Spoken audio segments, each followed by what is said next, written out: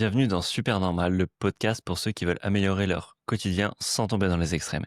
Ici, on parle de sport, de santé, de nutrition et d'habitudes saines à mettre en place dans ton quotidien sans devoir tout bouleverser. Aujourd'hui, j'ai eu la chance de recevoir Emric, plus connu sous le nom de M ton kiné, avec qui on a eu une discussion vraiment passionnante. On a pas mal parlé du sportif hybride, c'est-à-dire qui cumule des sports de force, des sports d'endurance, qui va chercher à s'améliorer dans plusieurs domaines, dans plusieurs disciplines, et de tout ce qui va tourner autour, c'est-à-dire les risques de blessures qui sont liés aux multidisciplines, comment les éviter, comment les prévenir, comment mettre de son côté les meilleures cartes pour justement progresser dans sa pratique, que ce soit de la mobilité, des exercices à faire, des routines, des choses à mettre en place dans son quotidien, justement pour aller dans la bonne direction. On a également parlé du retour au sport après une blessure, comment ne pas griller les étapes, comment faire en sorte de gérer la partie mentale, la partie performance. Et on a abordé le sujet du sport santé. Donc, comment faire du sport tout en faisant en sorte que ce soit bon pour sa santé, ne pas tomber dans les extrêmes, ne pas tomber dans l'inverse des extrêmes, c'est-à-dire ne pas en faire du tout. Comment avoir une pratique sportive santé et en tirer les meilleurs bénéfices. Pour ça, on s'est basé sur son expérience en tant que kiné, en tant que ostéo du sport, en tant que sportif également, qui a exploré pas mal de domaines comme le crossfit, le trail, la course à pied et j'en passe. Je vous laisse sans attendre avec l'épisode, avec notre discussion et j'espère qu'elle va vous servir un maximum dans votre quotidien, dans votre pratique. Emeric, merci d'avoir accepté l'invitation. Bah écoute, merci beaucoup, très content d'être là. Donc, hâte qu'on discute un petit peu tous les deux. Super, super. Bah, le but justement, ça va être d'apporter des clés de compréhension à ceux qui nous écoutent, Ouais. de démystifier certaines idées reçues, certaines approches autour du sport, du corps, des articulations. Quand on parle de sportifs hybrides, en tout cas, ou de personnes qui essayent d'être complètes, il y a tous ces sujets qui reviennent. Et pour ça, bah, on va essayer de s'appuyer sur ton parcours, que ce soit personnel, parce que tu fais pas mal de sport, et aussi professionnel, parce que t'es kiné, t'es ostéo du sport. Donc ça va être deux approches qui sont hyper intéressantes. Et pour ceux qui te connaissent pas, justement, bah, je vais te laisser te présenter un peu, me dire bah, qui tu es, ce que tu fais dans la vie, Ouais. comment tu en es arrivé là. Vas-y, je te laisse la parole. Bah écoute, merci. Moi, c'est Emric, aime ton kiné sur les réseaux. Je suis kiné du sport ostéo. Je suis aussi formateur. Je donne cours à des kinés, je donne cours à des STAPS. Je fais des interventions en entreprise, pas mal de choses, avec toujours un peu la même optique, c'est aider les gens à mieux comprendre leur corps pour qu'ils puissent en prendre soin. Donc ça, c'est ce que je fais beaucoup. À la petite échelle au cabinet avec mes patients, à grande échelle sur les réseaux avec mon audience. Mais la ligne de conduite, on va dire, reste à peu près la même. Ok, ok, ok. Aujourd'hui, toi, tu es toujours en cabinet, hein. Ça occupe Ouais, la majeure partie de ton ouais, temps, ou je suis à mi-temps à peu à près. mi-temps? Ok. Je fais trois journées par semaine au cab, lundi, mardi, mercredi. Jeudi, vendredi, j'en profite pour faire du réseau. De temps en temps, les week-ends, je vais tourner quand les salles elles sont fermées pour avoir accès à des lieux ou autre chose. Donc c'est à peu près ça, ouais. Ok. Bah, c'est cool, ça te permet aussi d'avoir encore une vision de terrain qui évolue. Ouais, mais pour moi, elle est obligatoire. Tu sais, c'est comme quand on était en école et que t'as ces vieux formateurs là qui ont plus de patients, tu sais, ils savent plus de quoi ils parlent et le fait d'avoir toujours des patients au cabinet, ça m'oblige à me mettre à jour, à faire des formations. Ça me fait penser à des cas cliniques, à parler sur mes réseaux. Ça me fait voir les nouvelles problématiques des gens. Donc pour moi, ça reste pertinent quand tu fais de la créa de contenu, quand tu fais de la formation, de toujours garder un pied sur le terrain. Ouais, c'est clair, je trouve ça aussi hyper important. Toi, t'es kiné et ostéo du sport. Tu peux faire Ouais. peut-être le distinguo entre les deux temps Non. pour que les gens ça soit frais dans la. Non, c'est une question qui est trop chiante, que tout le monde me pose tout le temps. Mais je vais quand même y répondre, vu que tu m'as invité chez toi. Elle est hyper complexe parce qu'ils ont plein de trucs en commun, ils ont plein de trucs différents. Et il y a des trucs, c'est soigné que par de la kiné, des trucs, ça va être plutôt que par de l'ostéo, et des trucs où les deux peuvent aider. Mais si je devais faire très simple, je parlerais peut-être plus des techniques, où les ostéos ont beaucoup de techniques manuelles, d'étirement, de manipulation avec ou sans vitesse, sur les articulations, sur les muscles, sur les tendons, et ne prescrivent pas d'exercice. Là où les kinés sont plutôt meilleurs dans cette partie-là. Renforcement, remise en charge progressive, Hmm. prescription d'exercices et compagnie. Aujourd'hui, dans la philosophie du métier, les deux métiers ont beaucoup changé, ont beaucoup évolué et se rapprochent quand même pas mal. Si on veut reprendre la croyance et la formation initiale que j'ai eue en ostéo, l'ostéo ne soigne pas, mais donne au corps la capacité de se soigner. Donc c'était un peu du genre, si t'as mal à l'épaule aujourd'hui, c'est parce que ton corps, il gère trop de trucs. Et c'est pour ça que des fois, tu vas chez l'ostéo, il te manipule le pied, tu te dis, mais qu'est-ce qu'il fout, cet abruti, j'ai mal à l'épaule. Et en fait, c'est parce que bah, lui, il vient juste donner de la place à ton corps pour laisser le corps se soigner. Donc j'aimais bien la Ok, philosophie que je trouvais intéressante. Là où le kiné, tu viens voir à l'épaule, bah, il va te renforcer ton tendon de l'épaule, il va faire en sorte que ton épaule bouge mieux, que tes cervicales bougent mieux pour que ton épaule aille mieux. ok, ok, ça marche. Du coup, toi, tu adoptes ces deux pratiques justement pour aider les. Ouais, je pense que dans ma démarche intellectuelle, je suis un kiné, mais qui Ok, a appliqué des techniques chez les ostéos. ok, J'ai moins la philosophie ostéopathique. Je fonctionne moins avec des fois des grandes chaînes de dysfonction qu'on peut voir en ostéo. Et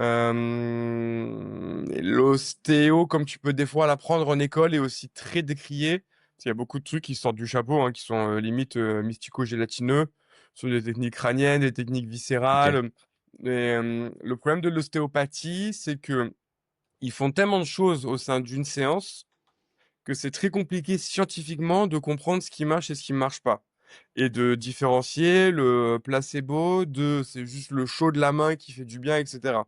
ouais, Là où en kiné, on peut tout à fait dire, OK, tendinopathie de l'épaule, tendinopathie d'Achille, on va faire un protocole de rééducation avec du renforcement musculaire et un protocole de rééducation avec du massage, et on va regarder lequel des deux va le mieux. C'est assez facile à faire. Ostéo, ils vont dire, mais non, parce que en fait, moi, je vais traiter le foie, plus l'épaule, plus le genou, plus les cervicales. Trop complexe. ok, Donc, je dis pas que tout est acheté à la poubelle, mais je pense qu'il y a des trucs qui sont des fois un peu tirés par les cheveux dans la construction qu'ils vont avoir du système de soins. C'est pour ça que j'ai plutôt pris les techniques d'ostéo qui sont par contre, elles, hyper pertinentes, mais que je la garde sur ma philosophie kiné. ok, ça marche. Bah, c'est très clair, c'est très clair. Du coup, ça me permet de rentrer dans le vif du sujet. Tu vois passer beaucoup de profils. J'imagine tu vois Ouais. passer aussi pas mal de profils qui te ressemblent un peu, c'est-à-dire qui sont pluriels dans leur discipline, pas uniquement soit sport de force, soit sport d'endurance. Euh, Est-ce que tu retrouves des particularités chez justement les pratiquants qui sont plutôt complets, plutôt hybrides en termes d'adaptation du corps ou en termes de blessures, des choses qui sont plutôt récurrentes? C'est une bonne question. Je pense que ce que je retrouve le plus chez les hybrides, c'est des questions. Ok, Parce qu'en fait, c'est un peu la problématique qu'on a eue au CrossFit, au début. C'est que, pour moi, le CrossFit, c'était déjà un athlète hybride parce que, dans ouais, la il y a quand manière même dont pas mal de tu te cardio. formes ouais, donc tu te formes au CrossFit, leur idée, c'était de développer 10 qualités physiques. C'est ce qui était expliqué dans ton level 1, c'est ce qui est expliqué sur le site CrossFit, c'est que tu as 10 qualités physiques et que tu développes la force, l'explosivité, l'agilité, l'endurance cardiovasculaire, la coordination, et cetera, et cetera. Le problème, c'est que pour monsieur, même tout le monde qui vont peut-être s'entraîner, on va dire 2 fois par semaine, ce qui est déjà bien, à tout vouloir travailler à chaque séance, tu travailles pas grand-chose. Hmm. Et donc, tu te retrouves avec une séance où tu faisais full gym, la séance d'après, tu avais un bloc de force, la séance de la semaine suivante, tu étais sur un cardio un peu long, la séance suivante, tu étais sur du skills en arraché, Et et t'as en fait, aucune tu avais fait 2 récurrence. semaines d'entraînement, il y avait rien que tu avais fait 2 fois. Ok. Donc, les athlètes hybrides que j'ai un peu au cabinet, on va prendre un peu le cliché du go muscu qui s'est mis à courir. Bah, soit c'est un go muscu qui s'est mis à courir, il est complètement perdu sur la course à pied, soit c'est un runner qui s'est mis à faire du renfo, il est complètement perdu sur son renfo. Donc c'est un peu ça. Il y a pas l'Aerox du coup propose une bonne alternative avec quand même pas mal de courses et du renforcement musculaire et donc permet de mettre un cadre et une structure. Mais c'est vrai que ceux qui essaient de le faire en autonomie, ils font pas mal parce que tu trouves quand même pas mal de contenu sur les réseaux aujourd'hui gratuitement, Ouais. mais tu sens qu'ils sont un peu quand même perdus sur j'ai envie de le faire parce que j'ai compris que c'était plutôt bien. C'est bien que les mecs de muscu se mettent au cardio et c'est bien que les coureurs se mettent à faire un peu de renfo, mais tu vois que c'est pas encore évident pour tout le monde. Ok. Parce que justement, il y a bah, c'est un peu ce flou sur où est-ce que je tire la ficelle, c'est ça? Ouais, exactement. Et autant aujourd'hui, je fais de la muscu, je veux m'entraîner tout seul. Vraiment, il y a beaucoup de contenu. Je Ouais. suis coureur, je vais courir tout seul, j'ai beaucoup de contenu. Mais quand je suis déjà un mec de muscu qui s'entraîne déjà entre 2 et 5 fois et que je veux rajouter 1 à 2 entraînements de course à pied, bah, c'est plus la même chose parce que combien je le fais? Est-ce que je le fais avant mes séances? Est-ce que je le fais après? Est-ce que je le fais sur mes jours de repos? Mais du coup, j'ai plus le jour de repos. Est-ce que je dois faire de la haute intensité, de la basse intensité? Quel est le volume? Donc, des problématiques qu'ont les coureurs, mais qui doivent s'adapter à leur problématique de gains de muscu. Ouais, c'est ça, on peut pas prendre Et un c plan de muscu, un plan de Ouais, course à pied, les faire tous les non. 2 sans faire en sorte qu'il y ait des symbioses, Mmh. Bah, et tu vas avoir de justement l'interférence, tu vas avoir de la fatigue, tu vas plus vraiment répondre aux 2 problématiques, donc en général, c'est bien d'en avoir une majeure. Tu vois, sur l'aérox, ça reste quand même un sport de course à pied. Une compétition aérox, c'est quand même 60 à 70 de course à pied selon comment tu le fais. ouais, Donc sur les agrès, il y a du ca enfin, la plupart, c'est du cardio aussi. et ça reste des athlètes avec du cardio, tu as raison. Ouais, Donc tu as quand même en général un sport majoritaire que tu vas favoriser. Après d'un point de vue des blessures, je trouve pas que ça revienne de manière plus importante. C'est plutôt la personne qui va vouloir augmenter son volume d'entraînement parce qu'elle faisait déjà 3 muscu et qu'elle veut se rajouter OK. 2 runs, qui risque de se blesser, mais comme n'importe qui ne fait pas de sport et qui d'un seul coup passe à 2 runs d'un seul coup, qui va se blesser de la même manière. OK, OK, ouais, c'est du trop vite, trop tôt, trop fort. Ouais. C'est pas forcément de la surutilisation, due, Bah, oui et non, parce que le trop vite, trop tôt, trop fort, c'est de la surutilisation. C'est juste que tu c'est vrai. peux être en surutilisation, sur un 2 fois par semaine parce que c'est surutilisation par rapport à ton niveau actuel. Tu vois, tu vas avoir une tendinopathie chez une personne qui s'entraîne une fois comme chez une personne qui s'entraîne 7 fois. Ça va être la même tendinopathie quasiment. OK. La récupération et la réduc sera pas la même, mais ça peut être le tendon peut avoir exactement la même tête. Donc si, c'est un peu les mêmes genres de blessures que tu vas retrouver, mais pas pour les mêmes éléments. OK, ça marche et justement avant de dire que tu es blessé, que tu as une blessure, comment tu fais le distinguo entre une douleur qui est normale, une douleur qui est de d'adaptation, une douleur Ouais. qui nécessite vraiment, une prise de décision, différente? Comment tu Ouais. fais le distinguo toi? Ouais, c'est vrai que c'est une question qui est pertinente parce que c'est un peu le flou que même à titre personnel, j'ai encore, mais que du coup les patients ont encore beaucoup plus. OK, Déjà, ce qu'il faut comprendre, et mettre en termes de base, c'est que douleur ne veut pas dire blessure. Et aujourd'hui, forcément. c'est un peu les recommandations numéro 1 dans le sport, c'est que en l'absence de traumatisme, donc tu t'es pas fait percuter, Ouais, tu pas tombé, sur un match et cetera, ne considérer que la douleur n'est pas une blessure. OK, C'est le truc numéro 1. Donc pas d'imagerie, on panique pas et cetera et cetera. Ensuite, pour monsieur et madame tout le monde, tu commences à avoir une douleur qui apparaît sur un entraînement ou autre chose. Regarde déjà comment la douleur, elle va évoluer dans les prochains jours, prochaines semaines, OK. avant de paniquer. Même si Je elle prends est un ex vive? Enfin vive, sans que ça soit évident quand on soit pété un muscle ou quoi, mais Bon alors ça, franchement, chaque, kiné, aura une définition ouais, différente de forcément. quelle est la limite. Moi, à titre personnel, c'est une douleur qui n'entraîne pas de modification de ton mode de vie. Si c'est une douleur au membre inférieur, c'est pas une douleur qui te fait boiter. Si c'est une douleur au membre supérieur, c'est pas une douleur qui te dit: «Tiens, au lieu de prendre avec la main droite, je vais prendre avec la main gauche». Tu vois? OK, C'est un petit truc que moi je vais utiliser pour me dire à quel point est-ce que c'est gênant, tu vois? Il y en a OK, qui vont dire: «Ça doit pas dépasser, 4 sur une échelle de 0 à 10». Le OK. problème, c'est Très qu'on n'a pas difficile tous le même à 4, jauger le ouais. 4, Et que sans rentrer trop dans les détails, mais la douleur, l'image et la représentation que tu te fais de ta douleur va influencer son intensité.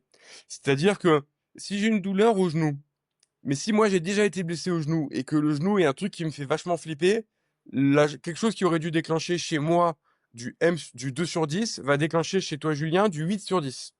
OK. Tu vois? Si pour moi me bloquer le dos, c'est catastrophique parce qu'il y a des antécédents familiaux et que j'ai peur d'avoir une hernie discale, mon 3/10 va être chez toi du 7/10 pour la même problématique. Parce qu'en fait, ton cerveau peut amplifier un signal où tout va bien. OK, attends, j'ai pas compris. C'est, la personne pour qui c'est une peur va avoir un signal plus élevé, c'est ça? Ouais, OK, exactement. OK, OK, OK, La OK. peur de la douleur, la peur de la blessure, la peur de la catastrophe va décupler, pardon, le ressenti douloureux. OK, c'est Il ce y a qu'on voit souvent l'expérience. chez les personnes qui ont les ligaments croisés, qui se remettent un peu, au sport, et qui d'un seul coup, ont mal aux genoux ou des choses comme ça, sans en avoir trop fait, enfin sans qu'il y ait forcément de problème derrière. Alors ça, oui et non, parce que ça peut être aussi la rééducation qui n'a été menée qu'à 90.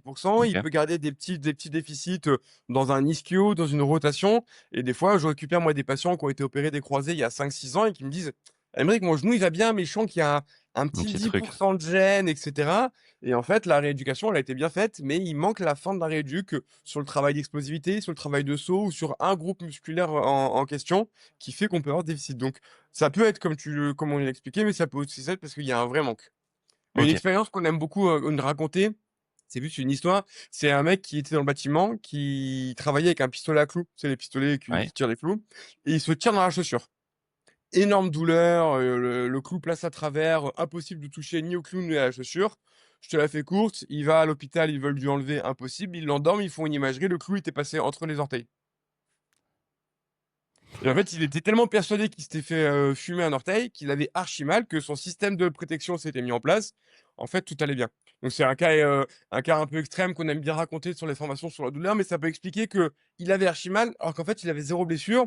Et à l'inverse, tu peux te péter le fémur, il y a ton enfant qui est en train de clouer sous une voiture, tu peux être persuadé que tu te mets debout, la voiture, tu la soulèves, et après tu t'arrêtes, et après tu te rends compte que tu as le fémur pété. Une fois ouais, encore, j'exagère, mais parce qu'en fait, tu avais un truc qui aurait dû être douloureux à 8 sur 10, mais le contexte fait que pour le moment, on met la douleur en pause, on gère l'urgence, etc. C'est comme ça que OK, des champions finissent des compétitions blessés, etc. Et ils disent, putain, mais en fait, j'avais une fracture et j'ai fini mon marathon, quoi. ouais, OK. Donc l'intensité de la douleur n'est pas un bon phénomène. Évidemment, quand tu as mal à 9 sur 10, surveille Oui. quand même, il y a quand même un truc qui va pas. Et donc, c'est plutôt comment ça va évoluer. Est-ce que je me sens de moins en moins bien de jour en jour? Ça, c'est un truc qu'on n'aime pas. Et assez vite, en 3-4 jours, tu peux te dire, OK, je suis dans la mauvaise direction, je vais me faire accompagner parce que j'arrive pas à gérer. OK. Donc, au tout début, je conseille, ne change rien. Au bout de 3 jours, si ça évolue pas, ralentis. N'arrête pas, mais ralentis.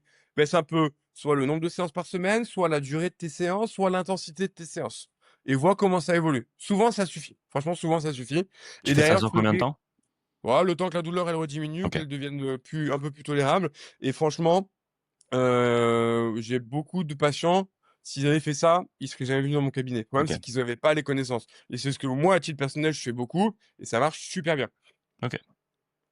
Je vais avoir une petite douleur, je vais baisser le volume sur, 48 heures, 72 heures, je remonte progressivement et ça passe. Parce qu'en fait, la douleur ne voulait pas dire que mon tendon était abîmé. Ça pouvait être le tendon était un peu douloureux, mais il avait la même tête qu'un tendon normal. Ça pouvait être ma récup qui était moins bonne, ça pouvait être mon sommeil qui était moins bonne, ça pouvait être moi qui étais plus stressé.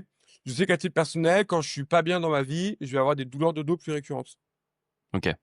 Et maintenant que je l'ai compris et que je l'ai analysé, bah, je vais pas forcément arrêter de m'entraîner quand j'ai mal au dos. Par contre, je sais que vu que ma vie va moins bien, je récupère moins bien.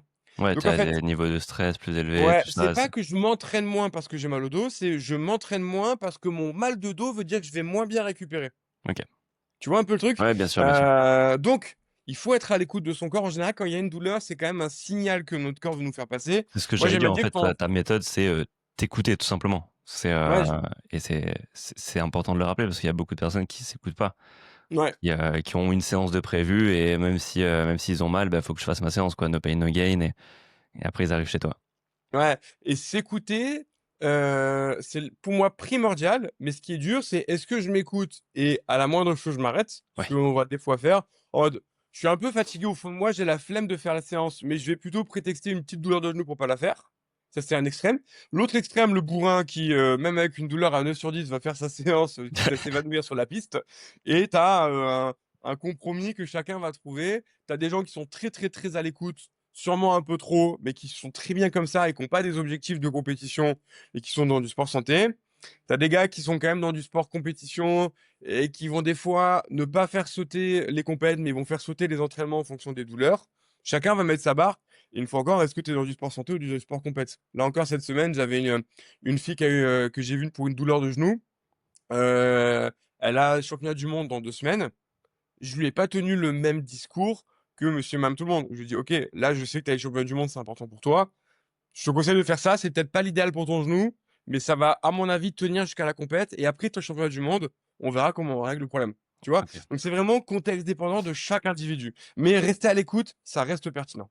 OK, OK, super et quand on a dépassé ce stade, est-ce que tu as des moi, je sais que ça a toujours été un problème pour moi, enfin, j'ai pas eu dû aller voir beaucoup enfin, je me suis pas souvent blessé ou autre, mais quand je dois chercher un bon praticien, un bon kiné, un bon comment tu fais pour, quand tu es sur Doctolib, quand tu es sur, Google, tu recherches les personnes autour de chez toi, comment tu fais pour savoir s'il y a quelque chose ou pas? Pour savoir s'il y a un Donc tu bon peux pas, kiné? OK. tu peux pas vraiment savoir.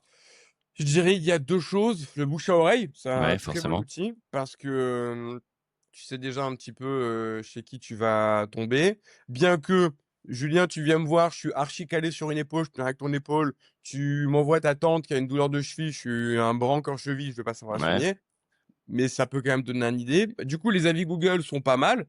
Bien que souvent c'est sorti de son contexte, donc un mec qui va mettre un mauvais avis, tu pas tout l'historique, tu vois? Ouais, Hem, Moi j'avais des gars des fois dans mon ancien cabinet qui râlaient et qui mettaient des avis 1 étoile en mode: «Oh là là, il m'a gardé un quart d'heure». Mais moi je prends toujours une demi heure, donc si je t'ai gardé un quart d'heure, ça veut dire que tu arrives un quart d'heure en retard. Mais ça, le OK, mec, il le précise pas, tu vois? Donc des fois, ça peut mon sur les avis négatifs, ça peut manquer, pardon, un peu de contexte.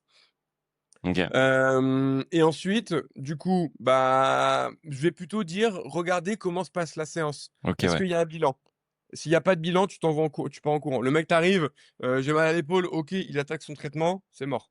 Mmh. Pour moi, il faut fuir. Deuxièmement, combien de temps va durer la séance et qu'est-ce qu'il fait avec toi? Si tu es à l'heure, évidemment. Si tu vois qu'il te laisse tout seul, qu'il te met du chaud, du froid, des électrodes, tu pars en courant. Oui, Et ensuite, si ça évolue bien, tant mieux. Si ça évolue pas, est-ce qu'il est capable de te proposer autre chose? OK. Si c'est pas le D'adapter cas, selon exactement. Moi, je le dis souvent aux patients, quand je finis mon bilan, en général, je vais avoir généralement 2 hypothèses avec une très majoritaire et une un peu annexe. Et je pars dans la majoritaire, mais je leur dis: «J'en ai peut-être une deuxième sous la main et si ça évolue pas, on changera d'axe». Je leur dis assez régulièrement dès le début. Bah, après tu viens me voir avec une fracture, bon, je sais que c'est une fracture, mais des fois c'est un peu plus technique et en fait, quand ça passe pas ou quand ça évolue pas, je change et moi, des fois, je suis surpris de voir des patients qui me disent: «Bah, ça fait 6 mois que je fais la même chose avec mon kiné». mmh, Alors une OK, fois encore, il me dit: «6 mois», je pense qu'ils abusent, mais une fois encore, si ça va pas avec votre kiné, dites-lui: «Non, bah, là, ça évolue pas, il doit changer». Soit il change les exos, soit il change la quantité d'exos, soit il change d'axe de traitement complètement. Mais en général, ce qui n'a pas marché en 3 à 6 semaines, ne marchera pas en 3 à 6 semaines supplémentaires. C'est pas vrai, tu OK, vois? Ton corps, il est bien foutu. En général, les délais d'adaptation, c'est 3 à 6 semaines. C'est le délai pour développer du muscle, c'est le délai pour développer des tissus et cetera. C'est la plupart des délais d'immobilisation ou de protocole de renfo sont sur cette base-là. Donc si entre 3 à 6 semaines, tu as été régulier dans tes séances, tu as fait les exos que ton kiné t'a dit, mais que tu pas vu d'amélioration, c'est qu'il faut changer. Et il y a OK, plein de kinés qui sont capables de changer, mais il faut bien leur expliquer. Mais tu as des kinés qui vont s'entêter, s'entêter, s'entêter. En fait, là, il faut changer de kiné pour changer le protocole. OK, OK, ça marche, très clair. Très clair, au moins ça donne, une idée pour tous ceux qui sont Mmh. en protocole et qui progressent pas. Ouais, parce que franchement, c'est dur et même Mais si j'ai tu fais déjà un eu bon bilan, ce kiné qui te met, sans chaud, tête. froid, Ouais, électrode, infrarouge, ouais. et tu passes ta séance allongée. À la fin, il te demande si ça va mieux. Forcément, ça va un peu mieux parce qu'il t'a, massé un petit peu et du Mmh, coup, le chaud fait que enfin, le mmh, chaud ou la manipulation fait que, sur le moment, ça va un peu mieux et mmh. la séance d'après, bah, c'est pareil, quoi. Ouais, ouais, non, non, ça c'est à fuir, c'est vraiment les années il y a, les kinés d'il y a 20, 30, 40 ans. Plus trop au goût du jour, mais heureusement, ça commence à vraiment très bien changer, surtout dans Ouais. les grandes villes. Malheureusement, en province, tu en as encore pas mal. Mais ça, il faut fuir malheureusement et s'il y a pas d'autres kinés dans le coin, c'est un peu le problème des déserts médicaux où tu as un kiné à 40 kilomètres à la ronde. Bah, en fait, c'est ne pas y aller et trouver par soi-même, des chaînes, Insta, YouTube, des exos à faire, des e-books, des programmes. Parce que en fait, malheureusement, ça va limite entretenir le truc et tu perds du temps et de l'argent, donc autant ne pas y aller, quoi. OK, OK, ouais. OK. Et pour éviter ça, pour éviter de se retrouver chez le kiné, est-ce que, il y a des exercices à éviter, à adapter, peut-être en début de pratique? Je sais que par exemple en muscu, on déconseille les gros exercices dès le début, peut-être à tort, parce que si c'est bien exécuté, bah, c'est même un renforcement qui arrive tôt. Enfin, il y a plein d'idées reçues autour de ça. Est-ce que, toi, en tant que kiné, tu vois des choses à éviter ou Ouais. justement à mettre en pratique tout de suite? Tu vois, c'est marrant parce que éviter les gros exos dès le début, j'aurais plutôt fait l'inverse. Ouais, moi aussi. Heu, Parce que je dis n'importe quoi, tu commences, tu as peur de faire un squat qui peut être un gros exo. Du coup, tu fais que du leg extension et du kickback. Donc tu renforces comme ça tes quadriceps et tes fessiers. Au bout de 2 ans, tu es archi fort. Du coup, tu vas sur ton squat.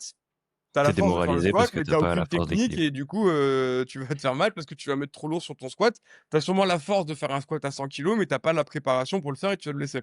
Clairement, clairement. Mais j'ai Hem, aussi cette approche, hein, mais là, je te non, disais ouais. ce qu'on entend Non, non, souvent. mais bien sûr. Mais du coup, j'aurais plutôt tendance à dire, il y a aucun mauvais mouvement, Ouais. mais chaque mouvement présente des balances bénéfices-risques et tout le monde n'a pas intérêt à les travailler. Par Ouais, exemple, du coup, tirage vertical à la poulie, bah, c'est assez simple. l'idée, c'est de se dire: «Je prends un mouvement, je tire vers l'arrière. Est-ce que je le fais devant ou derrière la nuque?» Bah, le OK. fait derrière la tête, c'est beaucoup de contraintes dans les épaules pour pas beaucoup plus d'avantages musculaires que de tirer devant. Donc je te dirais, bah, ne tire pas derrière, tire devant. Un haltérophile, il va avoir un intérêt parce que ça lui permet de préparer ses épaules à certains mouvements très spécifiques à son sport. Mmh. Mais en fait, pour 95 des gens, il y a pas d'intérêt à faire un mouvement aussi difficile. Donc ne le fais pas. Pas parce qu'il est dangereux, parce que ça va te demander tellement de préparation que tout ce temps investi, tu gagnerais beaucoup plus à faire autre chose. Donc fais autre chose. Ton but, c'est pas d'être haltérophile, c'est d'être en bonne santé ou d'avoir des gros dorsaux. Tu vois? Ouais. Et donc en fait, c'est pour ça pour moi la meilleure chose à faire quand tu commences, c'est de te faire accompagner parce que c'est trop compliqué de savoir quel est le bon mouvement pour toi, le mauvais mouvement pour toi. Pas parce que je le fais bien ou je le fais pas bien, mais plutôt parce que est-ce qu'il y a vraiment un intérêt à aller le travailler? Oui, puis Un autre ça, plus exemple. ça, plus ça Ouais, peut créer le vraiment un gros Jefferson risque. curl qui consiste à s'enrouler complètement et se dérouler complètement avec le dos complètement relâché. C'est un bon exercice de rééducation ou de renforcement musculaire à charge très légère, mais à charge très lourde, ça demande beaucoup, beaucoup, beaucoup de temps de progression pour pas se faire mal. Mais il Oui. y a pas trop d'intérêt en fait à développer toutes ces capacités-là. Donc pour la plupart des gens, autant faire un vrai deadlift dos droit, plutôt que de s'entraîner à être capable de le faire à 30 kilos. Tu vas finir par te blesser et ça te servira à rien dans la vie quotidienne. Donc fais un deadlift. Mais je l'ai peut-être vu sur Instagram, donc j'aurais envie de le faire. Donc pour moi, quand tu commences le sport, un coach, c'est primordial. Alors oui, ça peut coûter un peu de sous, je l'entends tout à fait, je le comprends très bien. Mais des fois, c'est plus intéressant de prendre un coach une fois par mois pendant 3 mois, c'est vraiment pas énorme et ne pas se blesser, plutôt que de pas prendre de coach, de te péter et d'aller chez le kiné, poser un arrêt de travail, passer une radio, une IRM, un scanner et galérer pendant 6 mois. Ouais. Et là, ça va te coûter plus cher en final, même si c'est pris en charge, cumulé temps de trajet, perte de travail, enfin de temps de travail et tout, c'est plus cher que d'avoir payé un coach une fois tous les 15 jours et cetera. Je te dis Ouais. pas de te prendre un coach à chaque séance, pendant 3 mois si tu as pas les moyens, mais une fois par mois, même une fois tous les 15 jours pour faire un topo: «Tiens, remontre-moi les machines» et cetera. C'est vraiment possible. Donc pour moi, la meilleure solution pour pas se blesser, c'est de se faire encadrer. En course à pied, pareil, tu prends un coach, il pendant même un mois s'il faut, seulement si tu as pas les moyens, mais il va t'expliquer les grandes bases, il va te faire un début de programme d'entraînement et n'aie pas hésité à trouver du contenu sur internet, aujourd'hui facilement disponible.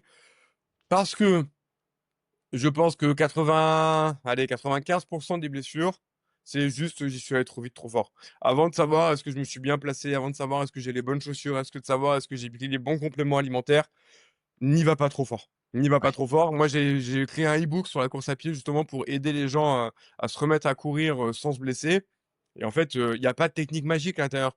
C'est juste que je leur explique pourquoi il faut être très, très progressif. Je leur explique pourquoi au tout début, alterner course et marche, c'est pertinent. Pourquoi si à l'époque, tu étais capable de courir 1 heure, aujourd'hui, je vais te faire quand même commencer par que un quart d'heure, alors que tu as l'impression que tu peux faire plus, tu vois? Plein de pièges dans lesquels on tombe.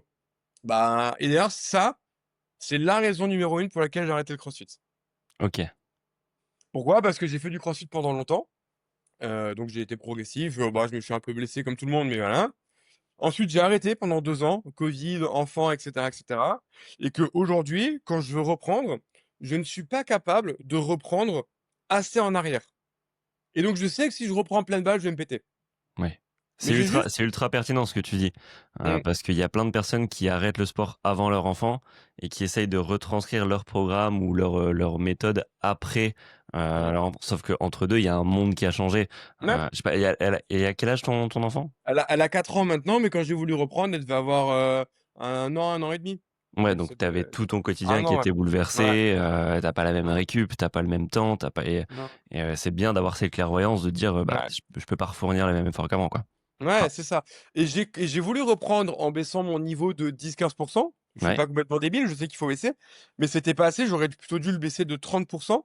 Et en ouais, fait, je sais que j'ai pas l'intelligence aujourd'hui de le faire, de baisser de 30, ça me gonfle de faire des snatchs, c'est à frustrant. 40 kilos alors que d'habitude je les fais à 80 et cetera et cetera. Donc j'ai plutôt changé de sport et il y a pas de problème avec ça, tu vois? Ouais, Tu vas me proposer un WOD, je vais le faire avec plaisir. Je vais aller dans n'importe quelle box de CrossFit en vacances et faire le WOD qui aura marqué au mur. Mais de faire une prépa full CrossFit, c'est trop frustrant pour moi au vu de mon ancien niveau et je prends du plaisir dans d'autres sports, donc ça me va bien. Et en fait, c'est ce que les gens sont pas capables de faire. Tu étais capable de courir un 10 kilomètres en 50 minutes, bravo. Mais en fait, aujourd'hui, pars du principe que ton 10 kilomètres, tu dois le courir en 1 h 15. Et quand ouais, tu te seras entraîné, normalement à ce niveau-là, tu retrouveras ton ancien niveau. C'est pas un problème.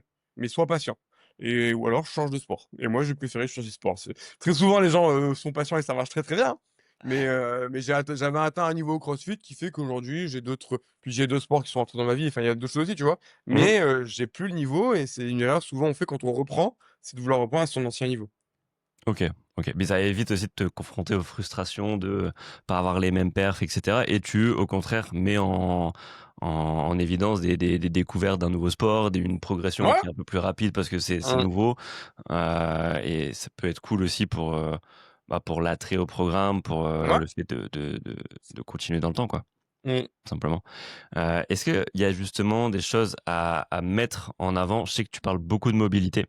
Pour toi, c'est primordial la mobilité? Non, c'est pas primordial. OK. Alors déjà ça dépend ce que tu entends par mobilité. Ouais, je sais qu'on fait beaucoup le Heu, distinguo enfin l'amalgame entre mobilité et flexibilité, c'est peut-être là où tu veux en venir? ouais, chacun va utiliser son terme, d'autres vont dire souplesse et cetera. Ouais, En gros, il y en a un, c'est est-ce que mon tissu il bouge bien? ouais, Et le deuxième, c'est est-ce que je suis capable de faire bouger ce tissu? OK, Pour moi, le premier n'est pas indispensable, le deuxième est indispensable, mais OK, le deuxième est tellement chiant que personne le fait, donc j'ai plutôt tendance à parler du premier. OK. Tu vois? Alors Hem, est-ce qu'on parle de la même chose? Moi, mobilité, j'entends, bah, par exemple, la capacité de venir, bouger mon épaule, par exemple, dans ce sens-là, sans qu'elle soit chargée et la flexibilité, c'est par exemple, je prends un poids dans ma main qui va m'emmener un petit peu plus loin, et du coup, là, on est sur la flexibilité. alors, je pense que ta flexibilité, c'est ma souplesse, donc je pense que oui, mais c'est pas tant en fait, je pense que tu as la bonne vision, mais le fait de dire aux gens: «C'est parce qu'il y a un poids», ils vont toujours se dire: «C'est dès qu'il y a un poids, c'est de la mobilité», alors qu'en Ouais, fait, OK, c'est de la OK, souplesse. OK. C'est plutôt: «Est-ce que je suis capable d'emmener mon corps dans un endroit ou est-ce que c'est une force externe qui m'emmène dans un Yes. endroit?» OK. Si je prends mon poignet, par exemple, et que je serre mon poing, hop, je vais me mettre là. Ça, c'est ce que je suis capable en amplitude de faire tout seul. Ça, c'est ma mobilité. Par contre, si j'emmène avec mon autre main et que je pousse, je vais plus loin. Là, tu Ça, c'est gagnes ma quelques degrés, ouais. souplesse. Donc, il y en a un, c'est moi qui produis la force, et il y a l'autre, c'est une force extérieure, soit la pesanteur, soit une vitesse de mouvement, etc. À titre personnel, tout seul, bah, je suis bloqué là. Mais par contre, si je le fais avec vitesse, je peux aller plus loin. Ouais. Donc en fait, mon corps, il peut s'étirer jusque là-bas, mais moi, je n'ai la force de m'emmener que là. Donc ça, c'est ma mobilité, ça, c'est ma souplesse. C'est un peu la différence. Je pourrais te faire 54 exemples différents. La mobilité, notre capacité à générer de la force dans une zone en particulier, c'est pour moi extrêmement pertinent, mais ça demande à faire des trucs très spécifiques de je viens me renforcer dans cette position, je la tiens, etc. Les gens ont la flemme de faire ça, on va pas se mentir. J'ai Mmh. essayé de l'inculquer lorsque je m'en suis formé. Donc je pense que d'un point de vue santé, performance, c'est top. Mais que d'un point de vue réalisation, c'est compliqué à le faire passer aux gens. Alors que de faire des étirements simples, les gens préfèrent. Ouais. Et en réalité, pour que je sois capable d'entraîner mon épaule là-bas, bah, il faut qu'elle bouge. Donc si je suis bloqué ici, de déjà venir m'étirer pour aller récupérer ça, c'est déjà un premier pas. Donc c'est pas complètement inutile et je sais que les gens le font un peu plus. Donc sur mes réseaux, sur ma chaîne YouTube principalement, je vais plutôt montrer des routines d'étirement parce que si je leur montre des exos où je leur dis: «OK les amis, vous êtes là, vous devez tenir. Allez, on tient, encore 5 secondes, encore 10 secondes», les gens ont la flemme. Ouais. Donc je vais plutôt leur dire: «OK, je vous montre comment on étire les ischio-jambiers» et cetera et cetera. Pour moi, ça reste un truc à entretenir parce que la plupart des gens ne bougent pas assez, la plupart des gens ne font pas ces zones-là et vont finir par s'en raidir. Et pour moi, vont finir par se blesser, se faire mal et cetera et cetera. OK, très clair, très clair. Ouais, parce que le jour où ils se retrouvent dans une position qu'ils n'ont pas l'habitude de travailler avec du poids, Ouais. c'est là que Mmh. c'est là que ça pète, quoi. C'est là que la blessure apparaît, ouais. OK, OK, OK. Justement, par rapport à ça, il y a 2 points de blessure que j'identifie beaucoup. Alors, on va plutôt parler sur le haut du corps parce que sur le bas du corps, sur les blessures qui sont liées, à la course à pied, j'ai fait un épisode avec Blaise Dubois, je sais pas si ça te parle? Mmh. Ouais, bien sûr. Fondateur de la clinique du coureur et si ça intéresse des personnes, vous pouvez aller l'écouter. Mais sur la partie haut du corps, Mmh. j'identifie principalement les épaules et le dos comme, gros points de blessure. Alors le dos, ça va être vague, hein, mais est-ce que déjà tu confirmes un peu ça? Est-ce qu'il y a Oui, oui. d'autres, ouais, Non, non, épaule, épaule, c'est une source de douleur ou de blessure majeure dans la pratique sportive. Ça, c'est clair et net. ouais, OK et pourquoi c'est si fréquent? Selon toi, est-ce qu'il y a quelque chose que tout le monde fait mal à un moment et du coup, c'est ça qui vient déclencher? Je mettrais alors il y a évidemment 1 milliard de réponses possibles. Ouais, forcément. Si je devais t'en proposer 3, sachant qu'il y en a 2 qui vont ensemble, le premier ça va être un manque de mobilité, OK, justement. clairement. Souvent les gens sont raides de l'épaule. Par exemple, moi un test que je fais beaucoup, j'en parle souvent sur ma chaîne, c'est je dis aux gens: «Levez les 2 bras le plus en arrière possible Mmh, et quand vous me faites ça et que je suis de côté, je dois voir vos oreilles». Donc vas-y, OK. tourne-toi de côté à la caméra, on va le tester rapidement ceux qui tourne-toi. Tu regardes devant toi, tu baisses pas la tête, tu envoies les 2 bras le plus en arrière. Vas-y, vas-y, vas-y, vas-y. Nickel, toi, tu es parfait. On voit très bien tes oreilles, on voit bien les Ouf! bras. Il y a beaucoup de gens qui vont être vraiment bloqués là et en fait, du coup, ne sont pas du tout sur cette flexion complète. Donc ça, c'est un test qu'on peut utiliser. Les gens pourront le tester chez eux, ils se filment ou ils demandent. Et en deuxième point de mobilité, c'est qu'ils vont pas assez être mobiles du haut du dos, du rachis thoracique, on Mmh. appelle ça, et du coup, ils vont compenser dans l'épaule. OK. C'est la deuxième possibilité aussi. L'épaule va bien, mais le reste bouge pas, donc l'épaule compense, donc elle devient douloureuse. Donc souvent, un manque de mobilité, ce qui va gêner dans tous les mouvements avec le bras en l'air, les mouvements de lancer, les tractions, les poussées au-dessus de la tête, et cetera, et cetera. Et le deuxième point, ce serait que dans l'épaule, pour te la faire simple, tu as 2 types de muscles. Tu as les gros muscles moteurs que tout le monde connaît, le pec, le deltoïde, le subscapulaire qui font les mouvements, les fixateurs derrière, et cetera. Et tu as d'autres petits muscles qu'on va appeler la coiffe des rotateurs, qui eux ont Ouais. plutôt un rôle de faire en sorte que le mouvement se fait de manière harmonieuse dans l'épaule, que tout bouge bien au bon moment à sa place. Et souvent, chez les gens, ces muscles-là sont un peu faiblards, particulièrement la coiffe postérieure. Pas chez tout le monde, mais c'est un truc qu'on trouve quand même assez fréquemment. Et donc d'intégrer régulièrement du renforcement en prévention, en échauffement de la coiffe postérieure, peut avoir un effet positif sur la prévention des douleurs d'épaule. OK. Surtout quand tu as un métier, j'imagine, sédentaire où tes bras sont posés là comme c'est posé, non? Tu as pas, C'est un une bonne relâchement? question. Bah, oui et non, parce qu'un métier sédentaire, on peut se dire: «L'épaule va pas assez travailler, donc quand il va arriver à son sport, il va galérer». Ouais, Mais à l'inverse, tu peux aussi te dire en fait, la un mec qui va avoir un métier manuel, il va travailler sa coiffe pendant son métier manuel et travailler sa coiffe ouais, pendant du son coup sport. Donc il doit avoir sollicité, ouais. une coiffe plus forte, mais à qui on demande 2 fois plus. Donc en fait, elle doit pas être, plus forte, elle doit être 2 fois plus forte, tu OK, vois? Donc je sais pas, mais peut-être quand tu commences, en effet, le sédentaire va avoir peut-être plus vite des douleurs que le métier actif. OK, Mais OK. ça peut expliquer, cette coiffe des rotateurs qui existe pas trop dans d'autres articulations et cette amplitude, nécessaire à l'épaule qui peut expliquer des douleurs assez récurrentes dans le sport. Ouais, ça marche. Et c'est quoi tes meilleurs conseils pour éviter ça? Je sais que Mmh. là, justement, là, bah, que ça soit à tort ou à raison, la tendinite, quand on appelle ça, «j'ai mal à la coiffe» Ouais, ou ouais. autre, j'imagine qu'il y a plusieurs cas de figure aussi dans la coiffe. Qu'est-ce qu'on peut faire pour éviter ça? Qu'est-ce qu'on peut faire si on commence à avoir des douleurs? Dis-moi. Bah, déjà surveiller les points dont on vient de parler. Bah, est-ce que j'ai les Ouais, mobilités nécessaires, ouais, bah, dans mon rachis thoracique, dans mes épaules et cetera? Si c'est pas le cas, bah, juste, s'étirer régulièrement et faire des exos spécifiques autour de ça. Et le deuxième point, pour moi, ce serait d'intégrer des exos de coiffe en échauffement, en prévention. Tu vois? clairement. C'est un OK. pratiquant de musculation, tu es quelqu'un qui s'entraîne à la maison, chez quelqu'un tu prends un élastique, tu l'accroches, tu regardes sur YouTube comment bien le faire parce qu'il y a malheureusement plein de manières de mal le faire, ce qui fait que c'est moins efficace.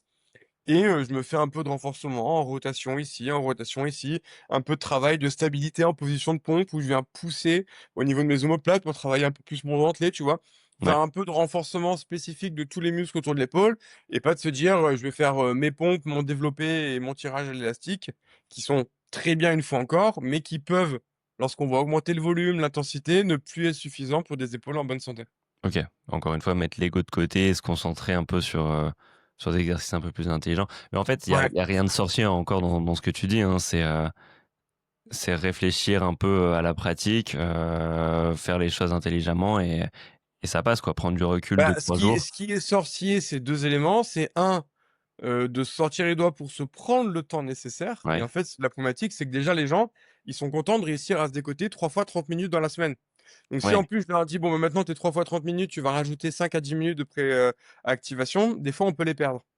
Et le deuxième point, c'est qu'en fait les gens ils sont paumés. Ils sont paumés, ils peuvent avoir un médecin qui leur a dit qu'ils ont mal parce que le sport était dangereux et cetera. Il y a beaucoup de Et discours un d'arrêter. peu et voilà et donc tu peux tomber sur des discours contradictoires, qui font que, ils veulent bien faire, mais ils sont pas aidés parce que, ils entendent un peu tout et leur contraire.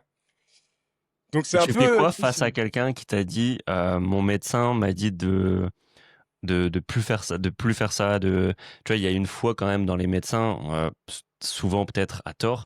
Et moi, c'est encore plus dur à débunker que toi, parce que toi, tu as quand même cette casquette un peu professionnelle de santé.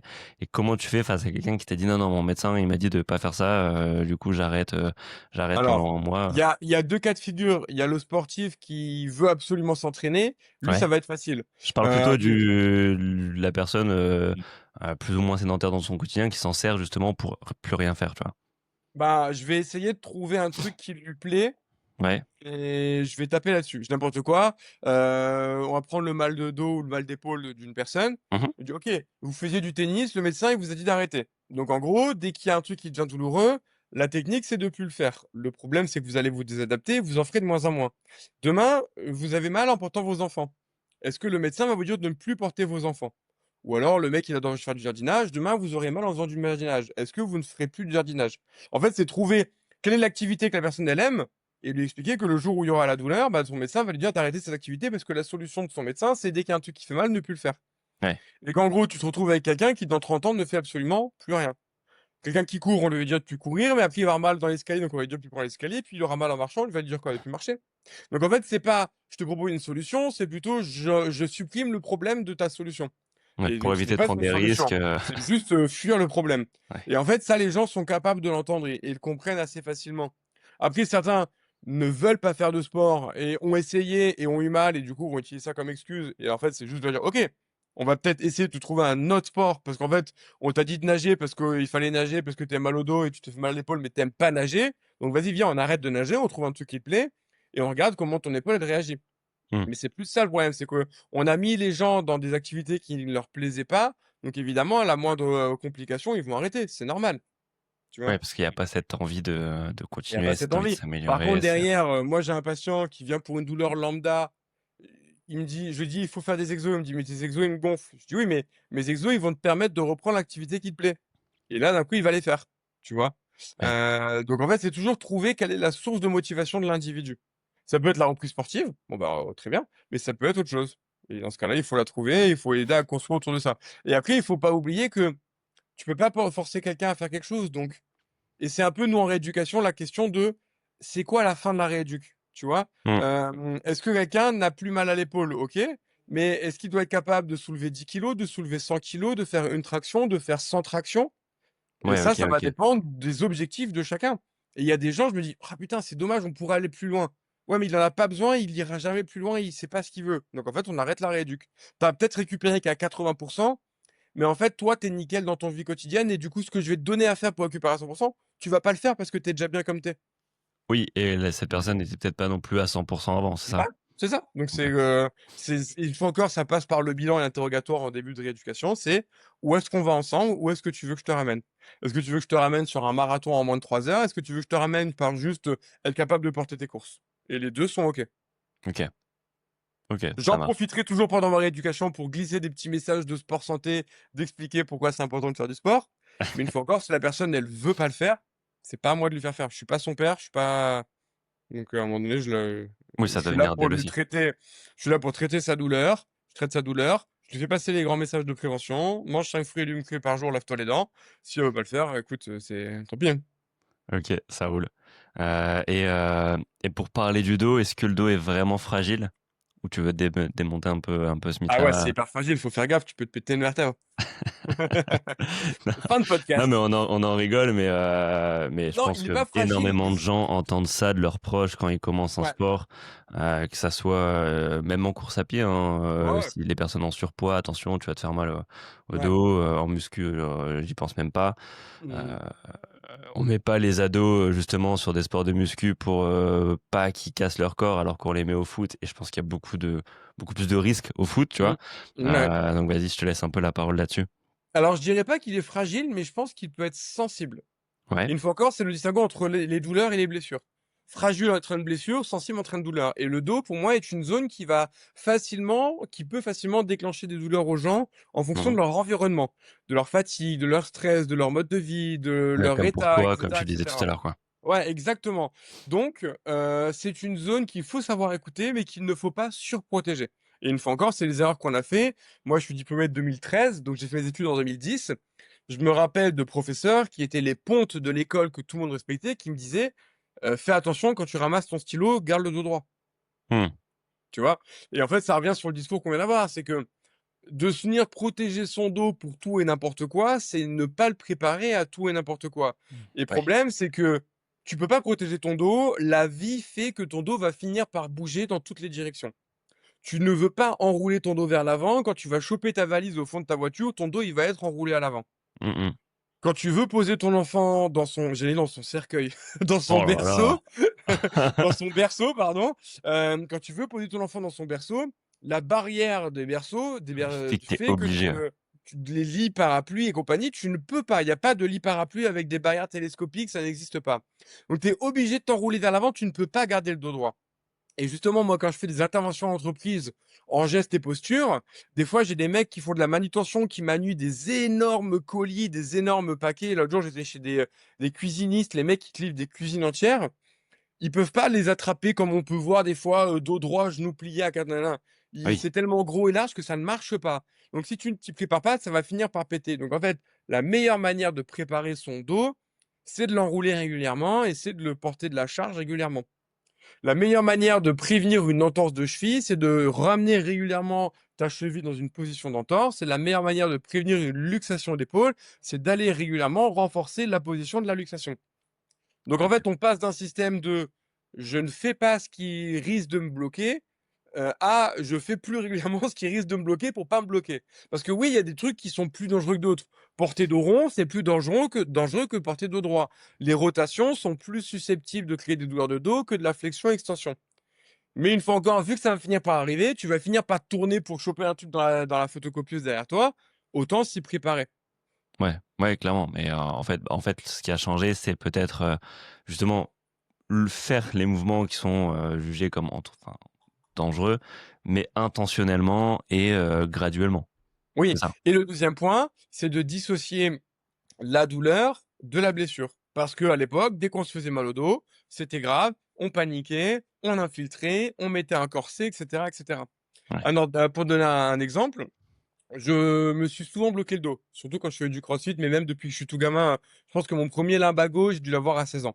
Donc vraiment, j'ai un gros antécédent, et cetera. Aujourd'hui, quand je me bloque le dos, ça n'a plus du tout chez moi la même signification. Parce qu'en fait, Mmh. je sais que c'est pas je me suis bloqué le dos. Vraiment, là, on parle pas de la petite douleur dont j'ai parlé tout à l'heure, mais plutôt le lumbago. Je me bloque complètement, je peux plus bouger, il me faut une semaine pour m'en remettre. Hem et une fois, un matin, je vais, pour porter ma fille, on devait aller au zoo toute la journée, donc une bonne journée en perspective. Je la porte, elle fait 10 kilogrammes, c'était, franchement, c'est rien pour moi. Je peux faire porter 10 fois plus et je me bloque le dos. Donc un mouvement anodin, je me bloque le dos. Bah, il y avait 2 possibilités. Soit je la pose, je m'allonge, je passe une journée allongée en me disant: «Waouh, c'est hyper grave, je me suis bloqué le dos». Soit j'écoute pas ma douleur à ce moment-là, parce qu'en fait, je sais que l'intensité de ma douleur n'était pas corrélée à la gravité de ce que je ressentais. J'ai juste pris un Doliprane et j'ai fait la journée comme si de rien n'était. Du coup, j'ai pas stressé, j'ai continué de bouger mon dos, j'ai pas paniqué et ça n'a pas eu d'impact négatif dans mon mode de vie parce que je suis quand même allé à ma sortie avec ma fille et du coup, en 3 jours, ça allait mieux et je me suis entraîné quand normalement au bout de 5 jours. OK, et ça par contre, c'est délicat parce que ça marche sur toi qui sais, que c'est pas grave, que tu t'es rien, cassé. Pour quelqu'un de lambda, c'est peut-être un peu compliqué d'adapter cette mentalité, non? Alors, une fois encore, j'ai pas dit que c'est ce que tout le monde devait faire, mais c'est juste pour expliquer que l'intensité n'est pas grave et Ouais, qu'une fois encore, OK. l'idée, c'est de bouger. Par contre, chez une personne qui bloque le dos, consultez un médecin évidemment, parce que dans un premier temps, il faut toujours enlever ce qu'on appelle des red flags, des cas graves qui peuvent expliquer que tu te fais mal au dos. Ouais, OK. Tu peux avoir une fracture, tu peux avoir un cancer, tu peux avoir une maladie, et cetera, et cetera. Donc d'abord, on passe par le médecin qui exclut tout ça. Une fois que c'est pas le cas, aujourd'hui, les recommandations, c'est que sur une douleur de dos, on ne fait pas d'imagerie avant 3 mois. OK. Pourquoi? Parce que la plupart des maux de dos passent spontanément avant 3 mois et que si tu fais une imagerie avant 3 mois, tu augmentes la probabilité que tes douleurs de dos deviennent chroniques. Ouais, et de découvrir, une hernie que tu Parce connaissais qu'en fait, on va pas. découvrir des trucs, ça va te faire flipper, on va te donner tu vas tomber sur des spécialistes qui vont avoir des discours qui vont te faire flipper et en fait, un truc anodin va faire que ça va devenir pour toi quelque chose de grave alors que c'était un truc anodin. Donc en Ouais, fait, Dans un premier temps, tu exclus les trucs graves par le médecin et une fois que c'est fait, quelle que soit la cause de ta douleur, tu ne paniques pas, tu fais un peu de kiné, un peu de mouvement, et cetera. Moi, aujourd'hui, je suis dans l'étape où les mouvements, je les connais, donc je peux le faire tout seul, les premiers un Doliprane. Mais évidemment, chez Monsieur et Madame Tout le Monde, c'est faites-vous accompagner. Mais l'idée, c'est de ne surtout pas avoir un discours dramatique. Une fois qu'on a éliminé les red flags, les trucs très graves, le médecin a fait, et c'est extrêmement rare, mais il faut quand même le faire. En fait, ça va passer spontanément. Et ce qui fait que chez certains, ça va passer et d'autres, ça va pas passer, c'est qu'est-ce que je fais dans les premiers jours et les premières semaines? Est-ce que je dramatise? Est-ce que je reste en mouvement? Est-ce que je panique? Et qu'est-ce que je mets en place? Et en fait, entre quelqu'un qui se bloque le dos et ça dure 3 semaines, d'autres qui vont durer 3 jours et d'autres qui vont durer 3 mois, la plupart du temps, c'est juste qu'est-ce que j'ai mis en place? OK, très clair, très clair. Hem et pour éviter du coup d'en arriver là, sur l'épaule, le dos, mais là on revient un peu sur tout le corps. L'idée c'est de construire une base solide, je pense. Tu des recos par rapport à ça? Je vois beaucoup en fait de personnes qui essayent de construire, tu vois, leur performance sans avoir justement les bases et au bout d'un moment ça pète. Je prends l'exemple d'une voiture sur laquelle on met un super gros moteur mais qui a pas le châssis. Tu vois, comment Mmh. tu fais justement pour renforcer le châssis tout en ayant une progression qui soit satisfaisante? Ouais. Hem, Je pense que tu as 2 cas de figure qu'on va prendre, on va expliquer. C'est le sportif, moyen, monsieur madame tout le monde et le sportif un peu plus fort. ouais, Par exemple, moi, je pense qu'aujourd'hui, j'ai un dos moins musclé qu'avant, mais je me fais moins mal au dos qu'avant. OK, Donc il y a pas que le côté châssis. En fait, chez les gens qui s'entraînent déjà beaucoup, des fois, c'est pas rajouter du renforcement supplémentaire, mais c'est peut-être plus soit réduire un peu le volume, soit optimiser la récupération. Des fois, OK, le dos, on lui en demande juste trop par rapport à ce qu'il est capable d'encaisser et des fois, ça peut être juste bien de baisser le volume. Moi, quand j'avais souvent mal au dos, je m'entraînais, 6 fois par semaine, toujours à haute intensité avec de la OK, charge lourde et en fait, j'avais pas besoin de faire plus de renfort du dos, mais peut-être d'optimiser, ben, ma récup, et de mieux réfléchir à mes entraînements. ouais, Et ensuite pour monsieur et madame tout le monde qui, eux, s'entraînent pas, voire peu, en effet, l'idée, c'est plutôt de travailler son dos dans l'ensemble et travailler, bah, un peu tous les aspects du dos. C'est-à-dire que le dos, on pense souvent aux muscles du dos, les paravertébraux, mais le dos, ça travaille avec le caisson abdominal devant, donc avec le renfort du transverse, ça travaille avec le diaphragme en haut, travail de la respiration et ça travaille avec le périnée en bas, OK, plutôt, sujet de faiblesse chez les femmes. Et donc en fait, c'est de se dire: «Est-ce que sur ces 4 caissons, il y en a pas un, 2, 3 que je devrais travailler?» La respiration, les abdos et le transverse, les paravertébraux, les muscles du dos et le plancher pelvien. Et des fois, il y en a un, des fois, il y en a 2, des fois, il y en a 3, des fois, il y en a 4 à bosser. Donc c'est travailler un peu ça pour qu'il encaisse mieux. Ensuite, bah, la capacité de notre dos à encaisser la consigne dans les mouvements. Donc ouais, est-ce que je bouge bien en flexion? Est-ce que je bouge bien en extension? En inclinaison gauche, en inclinaison droite, mais en rotation gauche, en rotation droite? Des fois, en fait, je vais manquer d'amplitude sur ces zones-là, ce qui fait que quand je vais y être confronté, c'est là où la douleur va apparaître. OK, Et le troisième point, mais qui rejoint ce que j'ai dit avant, c'est aussi des fois, juste j'ai mis ma récup. Des fois, si j'ai mal au dos, c'est juste que j'ai un sommeil de mauvaise qualité. Des fois, que j'ai une alimentation de mauvaise qualité. Des fois, c'est juste que j'ai un mode de vie tellement stressant, impactant, que le stress que je me rajoute au sport, c'est trop pour mon corps à gérer. Je l'ai encore eu là chez une femme qui était hôtesse de l'air et qui avait une vie à 1000 à l'heure et qui avait besoin d'aller faire du sport pour évacuer. Et du coup, quand elle faisait du sport, elle se butait. Mais en fait, entre son jet lag, son travail où elle était tout le ouais, temps debout, c'était juste trop pour elle, tu vois? Et elle avait juste besoin elle avait un métier qui était pas adapté avec ses capacités, mais c'est compliqué. Et en fait, c'était surtout, bah, ne change pas de sport, mais baisse peut-être un peu l'intensité. Là, ton corps, il a pas besoin que tu lui remettes une cartouche, il est déjà à 99 de ce qu'il est capable de faire. OK, OK, OK et je rebondis sur ça parce que tu as reparlé du dos, mais pourquoi tout le monde a mal au dos, à un moment dans sa vie? C'est même normalisé enfin, il y a pourquoi c'est devenu si normal en soi d'avoir mal au dos après 50 ans, 55 et personne enfin Bah, je pense que nos modes de vie n'aident pas à ça, ce qui fait que, en effet, je crois que c'est 80 de la population qui aura mal au dos au moins une fois dans sa vie. Je crois que c'est OK, la stat officielle. Nos modes de vie ne sont juste pas adaptés à notre dos. On a un mode de vie trop sédentaire. Donc, OK, il faut savoir qu'il y a quand même une part de génétique. Donc, on n'est pas tous égaux sur notre capacité à développer des douleurs de dos. Ça, c'est le premier point. mmh Et deuxième point, nos modes de vie ne sont pas du tout adaptés. On est trop assis, on bouge pas assez. Il y a même un truc assez intéressant, c'est des gens qui sont sportifs, mais sédentaires. C'est-à-dire que, par exemple, moi, j'ai des patients, ils me disent: «Mais Aymeric, j'ai un métier où je suis tout le temps assis sur l'ordinateur, mais je fais tous les jours 1 heure de sport. Donc je leur dis: «Bah, déjà bravo, c'est très bien de faire 1 heure de sport tous les jours, tout le monde n'y arrive pas, mais mauvaise nouvelle, tu es quand même sédentaire» et en fait, il faut différencier le sport et l'activité quotidienne et en fait, pour être en bonne santé, il faut être capable de faire les 2. Il faut et faire une séance de sport, donc pas obligatoirement 1 heure, hein, mais ça peut être 20 minutes, une demi-heure et cetera et bouger régulièrement dans la journée, pardon, pour être en bonne OK. santé et réduire les douleurs. Donc en fait, il y a plein d'éléments comme ça que les gens ne connaissent pas, qui vont expliquer qu'ils ont des douleurs de dos. Évidemment, trop de gens sont trop souvent assis et en fait, aujourd'hui, dans notre mode de vie, tout est fait pour qu'on en fasse de moins en moins. Tout est fait pour être dans le confort. Je vais caricaturer, mais prends une voiture. Une Mmh. voiture, tu as des vitres électriques, donc tu as même plus besoin de Ouais. tourner à ce niveau-là. Tu as des, caméras et miroirs dans tous les sens, ce qui fait que tu as plus besoin de tourner la tête pour surveiller comment tu te gares. Tu as, la direction assistée qui fait qu'avec un doigt maintenant, tu es capable de tourner ton volant. Donc ça montre bien, c'est un petit détail, c'est pas ça qui fait que tu auras pas de douleur dos, mais Ouais. comment conduire une Ça, voiture, plus on est passé d'un l'aspirateur truc automatique, ça, plus le moulin voilà. électrique, enfin, c'est Exactement. Comment au final aujourd'hui, tu n'utilises quand tu conduis, tu ne stimules plus ton corps. Alors qu'avant, conduire, ça pouvait être vraiment un truc qui stimule ton corps. mmh mh. On ne prend plus on ne marche plus, on prend les trucs électriques. Il y a plus d'escaliers, c'est des ascenseurs ou des escalators, et cetera, et cetera. Et en fait, ça, cumulé, cumulé, cumulé, cumulé, fait que même chez une personne qui a été sédentaire, bah, elle va complètement le rester parce que dans sa vie, tout a été optimisé pour ne plus faire d'efforts. Tu OK. vois?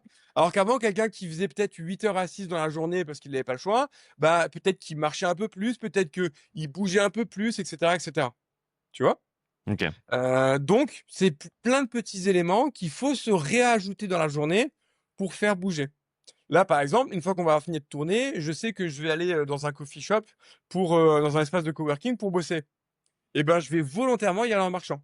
Je pourrais y aller en scoot, ça me prend, 10 minutes en scoot et 30 minutes en marchant, mais je vais y aller en marchant parce que je vais repasser encore, plusieurs heures assises, donc je vais faire ça, tu vois? OK. Donc c'est plein de trucs où il faut se forcer, en fait, à se péter la sédentarité. Moi, je vais dire aux gens: «Levez-vous toutes les 1 heure ou toutes les 2 heures. Tu te fais un café, tu te fais une routine d'étirement, tu vas pisser et cetera et cetera».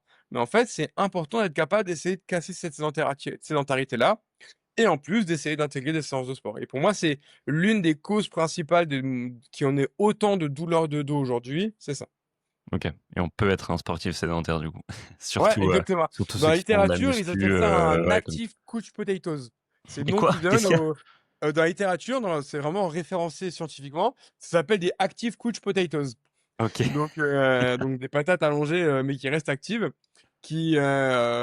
parce qu'en fait, on se rend compte qu'ils ont les avantages pour la santé de faire du sport, mais qu'ils ont les effets négatifs pour la santé d'être sédentaire. Ouais, OK, OK et pour ceux qui arrivent à se trouver que quelques heures, dans la semaine, qui ont pas le temps de diversifier trop la pratique, est-ce qu'il y a un sport qui est meilleur que d'autres en termes de santé, santé du corps, santé, Alors, je vais te faire la réponse bateau qui est: «Le meilleur sport pour ta santé, c'est celui qui te plaît parce que c'est celui que tu vas faire». oui, mais à part Maintenant, ça maintenant que ça on l'a et je suis assez OK avec ça. Mais maintenant si tu me dis: «Aymeric, moi je ferai n'importe quel sport, quoi qu'il arrive», bah, je vais essayer de favoriser les sports multimodaux. C'est-à-dire OK, les sports qui vont stimuler différentes, capacités. On l'a dit en début de podcast, le CrossFit voulait développer 10 capacités différentes et c'est plutôt ouais, une bonne chose. Donc je vais te dire: essaie de faire un sport qui va te faire un peu de tout. OK, La course à pied, c'est bien, mais tu fais toujours pareil. ouais, Tu vois? Donc c'est vraiment pas pour moi le meilleur sport santé. Le triathlon, c'est pas mal. Tu as 3 sports qui ouais. développent 3 choses différentes et qui stimulent vraiment 3 trucs complètement différents. Donc c'est plutôt cool. Bon, Le triathlon en cross, trois heures semaine, ça bah, compliqué, d'un hein. point de vue sport santé, c'est excellent. Ouais, Tu c'est fais une vrai, heure de sport natation, santé, une heure de sport vélo, une heure de performance, course, c'est très bien. Là, on clairement, parle de ouais. sport si tu veux développer tout, c'est plutôt pour le sport Ouais, santé. non, non, tu as raison, Donc c'était ma question, en ouais, plus. le crossfit et l'aerox sont aussi des bons sports santé. Le triathlon et dans ce cas-là, je dirais un truc plutôt varié, tu vois? Qui va, se prendre un abonnement, dans une salle de sport qui va te présenter plein de cours collectifs différents, bah, ça, c'est cool aussi. Tu vas OK, faire plein de trucs différents. Donc je dirais ça et si je veux répondre de manière un peu plus précise, bah, ce serait de tout stimuler donc charge légère, charge lourde, cardio à haute intensité, cardio à basse intensité mais plus longue, travailler ton corps dans toutes les amplitudes. Ce serait un peu pour moi, tu vois, les 5 éléments qui seraient intéressants. Il y en a sûrement d'autres, hein, tu demandes à plein de personnes, ils auront tous des réponses différentes. Mais pour moi, charge légère, charge lourde, cardio intense, cardio léger, toutes les amplitudes, tu as quand même déjà balayé une grande capacité de ce que ton corps est capable de faire, surtout sur la santé. Par exemple, d'être capable de développer son agilité ou sa coordination, d'un point de vue sport santé, c'est moins pertinent que d'être capable de développer sa masse musculaire. OK. Et on sait que la masse musculaire, c'est un truc important pour bien vieillir. Ouais, clairement. Clairement, Tu clairement. vois? Donc en fait, il y en a un, les 2 premiers points que je t'ai donnés, tu développes, tes tissus, tes tendons, tes articulations, ce qu'on avait appelé le système musculo-squelettique. Mmh. Donc ça va te permettre de bien vieillir, d'être capable de bouger, de pas tomber, de pas faire de chute. Chez les personnes âgées, le problème, c'est la chute. La chute, elle entraîne la fracture la fracture, et la fracture, elle entraîne l'immobilisation, la perte de fatigue, la perte de fonction, la perte de fonction, elle entraîne la mort. En vrai, à partir de 60-70 ans selon l'individu, c'est ce qu'on craint. Chute, fracture, immobilisation, le mec, il perd tout ce qu'il est capable de faire. Ouais. Le point numéro 3 et le point numéro 4, ils vont développer ton système cardio-respiratoire dans un peu tous les secteurs. Donc ça va te permettre de continuer de bouger, de continuer de marcher, de prendre les escaliers, de porter tes courses, et donc tu vas rester actif. Et donc avec ces 2 éléments-là, force et cardio, mais c'est 4 parce qu'il faut les travailler en différents éléments, tu travailles un peu tout, c'est ça qui va te permettre de vivre en bonne santé. Et le dernier point, bah, c'est juste que tu vas être capable derrière de bouger. Si tu as un cardio de dingue, une force de dingue, mais que tu es plus capable de lever le bras parce que ton bras il vient plus, ou tu peux plus plier les genoux parce que tes genoux ils sont raides, bah, c'est un peu dommage. Donc derrière, c'est juste te laisser de la place pour entretenir ton corps. OK, OK. En gros, là où il y a une mode sur le sport, sportif hybride, en fait, c'est une mode qui est ultra santé, quoi. Parce que c'est typiquement le truc où tu vas toucher un Ouais, peu à tout, ouais. tu vas t'améliorer un peu dans tout, et même si c'est que, plaisir, tu auras jamais des performances forcément, dans tout, mais au Moi, d'un moins point tu de es un vue professionnel de santé, la recrudescence des athlètes hybrides, je trouve ça trop bien. C'est trop bien. ouais, clairement. Que les mecs de exclusivement du podcast, que les coureurs fassent du renfo et que les go muscu fassent du cardio, c'est trop bien parce que c'était des sports qui ne développaient qu'un seul des points et qui sont mis à ouvrir le spectre. Le fait d'être hybride, ça montre bien de développer plein de capacités. Donc c'est génial. Mais c'est ce qui permet, de, jouer avec ton enfant justement, sur la plage, de sauter, de tomber, enfin de Mm. f faire plein de trucs en fait donc Puis d'un point de vue santé, c'est bien mieux et bien plus intéressant d'être moyen partout que d'être très fort dans un domaine. clairement. Donc en général, les sportifs hybrides, à l'époque, ça vient des États-Unis. C'était des mecs qui étaient capables de soulever 300 kilos et courir un marathon en 2h30. Donc c'était vraiment des mecs, c'était des machines qui Machine. étaient excellents dans 2 domaines. Aujourd'hui, c'est plutôt des mecs comme toi et moi qui sont plutôt moyens partout. Mais en fait, c'est bien. C'est très bien parce que, c'est beaucoup plus représentatif de la population générale et c'est des gars qui vont être capables de faire un peu de tout et c'est tant mieux. Moi, aujourd'hui, je suis content à 35 ans. Tu me proposes n'importe quelle C'est activité ça. physique, je te dis: «OK». Il y en a aucune qui me fera peur. Je serai pas bon, mais c'est pas grave. Tu veux m'emmener faire du VTT, je vais être OK. Tu veux m'emmener faire d'escalade, je suis OK. Tu veux m'emmener faire du parapente, je suis OK. Je peux tout faire. Et C'est ça j'espère qui est que ça hyper va durer comme intéressant, hein. ça jusqu'à mes 70 ans, tu vois? Des fois, je vois des vieux qui continuent de faire du ski et cetera. C'est trop bien, tu vois? Clairement. Mais ça demande de l'entretien. Tu fais pas du ski à 70 ans si tu as rien fait entre tes 30 et tes 70, c'est pas possible. Ouais. Chaque année, après le marathon de Paris, on voit ceux qui courent le marathon, qui ont 85 ans Mmh. et il y en a plein qui disent: «Oh la chance!» mais en fait, le Ouais. mec il court depuis qu'il a 25 ans quoi donc Mmh. Ouais, on va dire que la chance, c'est que, la vie a fait qu'il a pu qu'il a s'entraîner. pu Il a s'entraîner, pas été percuté, il a pas eu de maladie. Il y a une part de chance, mais il y a quand même, c'est peut-être 15 de ce qui explique où il est aujourd'hui et tu as quand même 85 il a quand même pris le temps, et l'énergie de le faire. Et oui, on n'a pas tous le temps de s'entraîner comme moi je le fais actuellement 5-6 fois par semaine, 1 heure. Mais une fois encore, moi je pense que je suis pas du tout dans le bon volume du sport santé et qu'en fait, en t'entraînant, 2-3 fois par semaine, 20 à 45 minutes, c'est suffisant. Et d'ailleurs, les oui, si c'est recommandations de bien l'OM structuré, si c'est ouais, utile, exactement. c'est, Les recommandations de l'OMS, c'est entre 150 et 150 300 minutes heures. par ouais. Entre 150 et 300 heures. En fait, ils ont fait 2 paliers. Ils ont fait un Heure? premier palier minutes, pardon. Minutes, ouais. Un premier palier, c'est entre 75 et 150. Donc ça, Mmh. c'est vraiment le minimum. Et la différence entre les 2, c'est l'intensité que tu mets.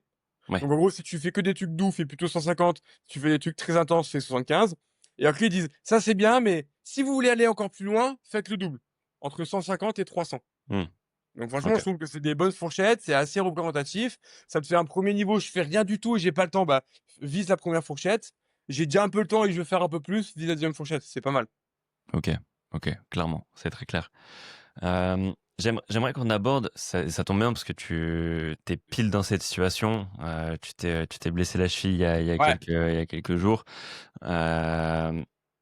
Retour de blessure, Est-ce que tu as un protocole, tu as des étapes, en tout cas des grandes Ouais, étapes claires à suivre, que ça soit au niveau, gestion du mental, gestion, ouais, ouais. du sport, gestion du quotidien? Bah, Heu, je vais te la faire très simple. Là, je suis à 2 semaines. Je vais t'expliquer qu'est-ce que j'ai mis en place jusqu'à maintenant et qu'est-ce que je vais mettre en place pour la suite. top. Là, actuellement, je suis à 2 semaines, donc je sors de la période très, très chiante où je pouvais rien faire avec ma cheville. Ouais, donc Là, pour actuellement, rappel, tu t'es fait une je grosse me suis fait une entorse de entorse de cheville, cheville, assez costaud. Donc les premières semaines, c'est on la laisse au repos complet. Tu vois, là, j'ai encore mon attelle avec moi qui me suit un peu partout. ouais, Là, l'idée, même si je suis le premier à dire: «Il faut bouger, il faut bouger, il faut bouger», quand tu as un tissu qui est abîmé, il faut quand même lui laisser du temps pour cicatriser. OK, Le temps de cicatrisation ne va dépendre que de la gravité et de la localisation de ce que tu t'es fait. Donc moi, là, j'ai fait 2 semaines strictes. Là, maintenant, je vais faire 2 semaines un peu plus légères où je vais continuer d'immobiliser, mais moins intensément. Ça va m'emmener à 4 semaines et 4 semaines, je reprendrai un peu tout. Pendant ces 2 semaines, j'ai pas arrêté de m'entraîner. Le haut du corps, aucun problème et j'ai continué à m'entraîner le bas du corps, mais sans appui. Donc à ouais. la salle de sport, c'était du leg extension, du leg curl, du nordic hamstring, du renfort des fessiers. En gros, j'ai continué de faire tous les exos où je n'avais pas le pied en appui parce que pour le moment, c'était pas possible, trop douloureux et pas intéressant. Et J'ai tu continué à es faire familier avec ce travail en unilatéral qui permet justement de garder, ouais. de co ouais, Mmh. OK. Oui, là, je l'ai fait sur les 2 jambes parce que j'étais atteint au niveau de la cheville, mais si j'avais atteint au niveau du genou, j'aurais rien pu faire du tout, au niveau de la jambe blessée, donc j'aurais Ouais, fait que la jambe droite. OK. Il y a pas les gens, des fois, ont peur de se dire: «Ouais, mais si je travaille la jambe droite, elle va être trop musclée et compagnie». T'inquiète pas, tu auras tout le temps de travailler la jambe blessée en rééducation pour rattraper le retard. Par contre, on sait que travailler le membre sain, ça aide le membre atteint à récupérer. OK. De la même manière que de faire du cardio avec le haut du corps, ça aide le bas du corps à cicatriser. Mmh. Donc j'allais faire du ski erg en position assise, c'est OK, chiant, ça fume les épaules, mais ça me faisait faire un peu de cardio et je sais que c'était bon pour ma cheville. OK. Donc ça, c'est les 2 premières semaines. Là, maintenant, bah, je fais de la rééducation slash muscu, tu vois? Hier, je suis allé à la salle, j'ai commencé à faire un peu de presse. Franchement, Ouais, c'était ridicule. J'étais à 10 kilos, pas parce que j'avais pas la force de développer plus, mais parce qu'il faut que je relaisse du temps à ma cheville et j'étais sur un truc qui ressemblerait à un 1/3 de l'amplitude normale sur de la presse. ouais. Très frustrant, mais je sais qu'il faut y passer. Donc j'y suis allé, j'ai écouté mes sensations, j'avais commencé à 15 kilos, c'était un peu trop désagréable. Je suis passé à 10 kilos, c'était désagréable mais convenable et ce matin, je me sens bien, donc je pense que j'ai bien fait. OK, Si ce matin, je m'étais senti un peu trop douloureux, bah, j'aurais recommencé mais à 5 kilos, tu vois? OK. Parce qu'en final, personne te donne le bon dosage, il faut tester. L'avantage, c'est que moi, c'est mon métier, donc c'est un peu plus facile que monsieur tout le monde. Donc là, pendant les 2 prochaines semaines, je vais remettre un peu plus en charge, sur la presse, là, tu vois, jusqu'à le je t'ai dit tout à l'heure, je vais aller, à mon coworking, à pied. En marchant, ouais. Bah, ça va être la première fois que je le fais. Parce que jusqu'à maintenant, j'évitais de marcher, c'était trop tôt. Je devais tourner, tu vois, sur, 2 à 3 000 pas par jour sur ma montre, là où je suis plutôt à 10 à 12 000 normalement. Ouais, Mais il faut se laisser le temps. Là, je vais juste me faire l'aller-retour en marchant. Ça va me prendre 2 fois une demi-heure. Je pense que je vais finir ma journée à 8 000 pas, OK. tu vois? Donc je remets pas encore tout de suite les 12 000, mais je commence à remonter progressivement et cetera et je vais reconstruire brique après brique. Dans 15 jours, je pense que je recommencerai la course à pied et je recommencerai avec course-marche. Ça, Blaise, il a dû t'en parler plein de fois. L'alternance de je cours, je marche, je cours, je marche. J'ai tout à fait la capacité cardio-respiratoire de courir 1 heure. J'ai la capacité dans mes genoux, dans mes cuisses et dans mes chevilles droites de courir. Mais ma cheville gauche, elle en est plus capable et mes tendons n'en sont plus capables. Donc, je vais me laisser du temps. Je pense que je vais me laisser à peu près 15 jours. Et une fois encore, dans 15 jours, je reprendrai la course classique. OK. Ce qui est difficile, en fait, c'est vraiment l'aspect mental de t'auto, restreindre, et de sentir que tu es capable justement de courir peut-être, plus qu'1 minute, 2 minutes, mais de te bloquer et de dire: «OK, là je marche», pour pas justement passer ce point de non-retour, D'un point de vue mental, les 2 premières semaines ont été les plus dures parce que je pouvais vraiment pas faire grand-chose parce que ma cheville était très douloureuse et je pouvais pas marcher. Donc même ouais, entraîner le haut du corps, c'était galère parce qu'il fallait quand même aller à la salle. À la salle, il faut marcher, il faut se déplacer avec les poids. Donc les 2 premières semaines, j'ai vraiment pas fait enfin surtout la première semaine, j'ai vraiment pas fait grand chose. Donc ça, c'était assez dur psychologiquement. La deuxième semaine, j'ai rien fait en bas, mais j'ai pu reprendre un peu le haut, ça commençait à être cool. Et là, cette semaine, je commence vraiment à reprendre du plaisir. Donc ça, c'est le premier point. Là, il faut être patient, il faut accepter de lâcher un peu les chevaux et il faut accepter de reprendre des plaisirs ailleurs.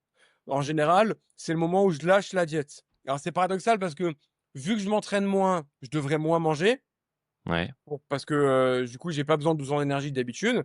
Mais en fait, j'ai aussi besoin de prendre du plaisir quelque part et donc, je peux pas être bon partout quand tout va pas bien. Moi, pour moi, je fais tout parfaitement quand ma vie est nickel. Mais quand il y a un truc qui va pas dans ma vie, j'accepte de lâcher un peu les chevaux dans certains éléments parce que j'ai besoin de trouver du plaisir quelque part, Et tu puis en vois? termes de reconstruction, être un peu en Exactement, surplus, c'est pas non plus, enfin, exactement, d'avoir les vaut mieux bons être en apports en surplus qu'en protéines et déficit, en glucides pour que mon corps puisse cicatriser. Donc je m'entraînais moins, mais je me faisais un peu plaisir et une fois encore, en 2 semaines, en 4 semaines, ton ouais. corps il change pas. Franchement, il change quasiment pas, donc c'est pas grave en soi. Et là maintenant, ce qui est frustrant, c'est, difficile en effet, c'est de ne pas y aller trop fort. Donc j'ai l'avantage de m'être régulièrement blessé, donc je sais comment y aller. J'ai l'avantage d'entraîner souvent des gens blessés, donc je sais comment y aller. Mais c'est là où le kiné ou le coach est pertinent parce que, tout seul, c'est trop dur et on va trop facilement se faire embarquer et on va trop facilement se dire: «Allez, j'y vais pour une demi heure» et au final faire 1 heure parce que ça se passait bien pendant parce qu'on était à chaud, mais au final à froid, le jour même, on finit par le payer. OK, OK. Très, très clair. Ça s'approche un peu, enfin, ça s'approche, non, c'est clairement la même, dynamique que le peace and love, Oui, de complètement, Blaise, j'en parlais totalement. juste il m'en parlait aussi dans l'épisode, heu et en fait, encore une fois, il y a rien de magique, c'est toujours les Non, mêmes, c'est principes, continuer à stimuler un maximum ton corps et tout ce qui va autour, et s'il y a une zone blessée, attendre qu'elle cicatrise et la remettre en charge. Et aujourd'hui, remettre en charge progressivement, c'est ce que font tous les professionnels, de santé, mais même les coachs au final. Tu as un client qui arrive devant toi, ce que tu fais, c'est que tu fais, une remise en charge progressive de son tissu. Sauf qu'il y a pas de douleur, il y a pas de blessure, donc ta marge de travail de manœuvre, elle est un peu plus facile que chez ouais. un kiné où la marge de travail, elle est, dépendante des délais de cicatrisation. Mais en fait, on fait la même chose. Yes, yes. OK, top. Moi, j'espère que, 4e, 5e et 6e semaine, du coup, vont Ouais, ça va aller, je m'inquiète pas trop. vont bien se passer.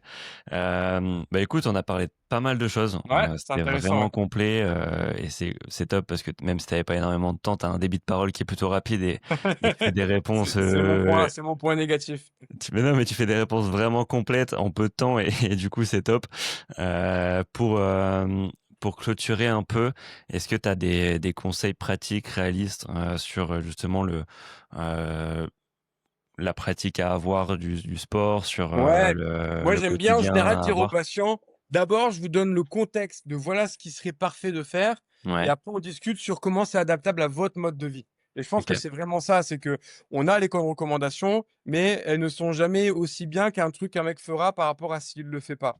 Donc moi je dirais aux gens: «Renseignez-vous sur qu'est-ce qui est optimal pour vous et derrière regardez qu'est-ce que vous êtes capable de faire». Tu sais, c'est un peu comme les gens qui ont des objectifs. Je veux avoir un gros six-pack, je veux avoir des gros pecs, je veux avoir des gros fessiers. Derrière, je leur dis: «OK, pas de problème. Maintenant, je vous explique ce que ça va demander» Ouais, et une fois que je leur ai dit: «Voilà ce que ça va demander», ils me disent: «Oh bon, bah, c'est pas grave, je le veux pas tant que ça», tu vois? Par exemple, moi, j'aimerais bien être plus sec que ce que je suis actuellement, mais pour l'avoir déjà arrêté, je sais ce que ça me demande en termes de sacrifice et j'ai pas envie de le faire. mmh mh. Donc, d'être conscient de ce que ça me demande, ça me permet de ne pas être frustré en me disant: «Ah mais en fait, si je suis pas aussi sec que ce que j'aimerais, c'est peut-être qu'il y a quelque chose que je fais mal». Non, là, je fais tout bien, il faudrait juste que je fasse plus dur et j'ai pas envie de faire plus dur, donc je suis OK avec mon physique. Donc en Ouais, fait, les gens, ceux qui ont des objectifs, faites-vous encadrer pour comprendre qu'est-ce que demandent vos objectifs. Et ensuite, soyez honnête avec vous-même, est-ce que vous êtes capable de fournir l'effort nécessaire? Et si c'est pas le cas, bah, ne cherchez pas la méthode miracle, elle n'existe pas. Juste, bah, revoyez vos exigences à la baisse. Parce que tu peux pas avoir le physique que moi j'ai aujourd'hui, Aymeric, et 35 ans, si tu t'entraînes pas comme moi et que tu fais pas gaffe à ton alimentation comme moi. non, Donc clairement. regarde ce que je fais, et même si tu fais tout pareil, ça se trouve tu l'auras pas. Mais déjà, si tu vas pas aussi loin, c'est possible de pas l'avoir. Donc c'est de se dire: «Quel est mon objectif? Et maintenant cet objectif-là, qu'est-ce qu'il me demande?» OK? Est-ce que je suis prêt à le faire? Si je suis pas prêt à le faire, revois ton objectif à la baisse. Ça, c'est pour les gens qui ont des objectifs. Et pour ceux qui veulent juste bouger pour être en bonne santé, c'est vous prenez votre planning actuel et regardez où est-ce que vous allez pouvoir incrémenter des créneaux pour rajouter du sport dans votre journée. Et en fait, prenez un planning vide, mettez les trucs qui sont pour vous primordiaux. En général, bah, il y a le travail, tu as pas trop le choix. Il y a la famille, par exemple. Et derrière, avant de mettre tout le reste, mets-toi les séances de sport et après, mets le reste. Mets les sorties avec les copains, mets les apéros, mets les balades, mets les ceci, mets le geek, mets le jeu. Mais c'est Ouais, prioriser les choses pour ta santé, tu vois.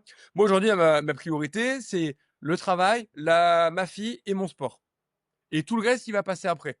Donc c'est sûr que depuis que j'ai ma fille, je vais moins au cinéma, je vais un peu moins voir mes potes et cetera et cetera et cetera. Mais je suis OK avec ça parce que c'est mes choix, tu vois?